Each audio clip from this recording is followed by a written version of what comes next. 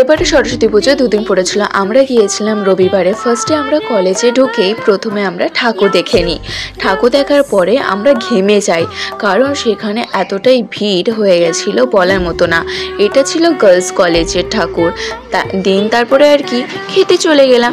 খাওয়ার শেষে তারপরে বেরিয়ে গেছিলাম অন্য জায়গায় রওনার, উত্তর আড্ডার নাম। সেখানকার রাস্তায় সব জায়গায় শুধু কাপলদের দেখাচ্ছিল, আর ভিড় এতটাই ছিল যে দুর্গা পুজো মনে হচ্ছিল। এমনকি ছবি দেওয়ার জন্য লাইন দিতে হয়েছিল। তারপরে আর কি সেখান থেকে বেরিয়ে আমরা চলে গেছিলাম টালা প্রত্যয়ে। সেখান থেকে হাঁটতে হাঁটতে আমরা আরোটা এগিয়েছিলাম। যথেষ্ট ভিড় হয়েছিল সেখানে, আর ঠাকুরটাও তেমনটাই সুন্দর হয়েছিল, অনেকটাই লম্বা ছিল আঁচলটি। তারপরে আর কি এই লাইন দিয়ে দিয়ে আমরা ঠাকুরের দর্শনটা পেয়েই যাই শেষে। যথেষ্ট সুন্দর হয়েছিল, তোমরাও দেখতে পাচ্ছ নিশ্চয়ই। আর চিন্তা করো না, তোমাদের আরও একটু জুম করে আমি দেখিয়ে দিচ্ছি। তবে আমার অত ভালো ক্যামেরা নয়, যেটুকুনি পারলাম দেখালাম। তো এখানেই শেষ করলাম, টাটা।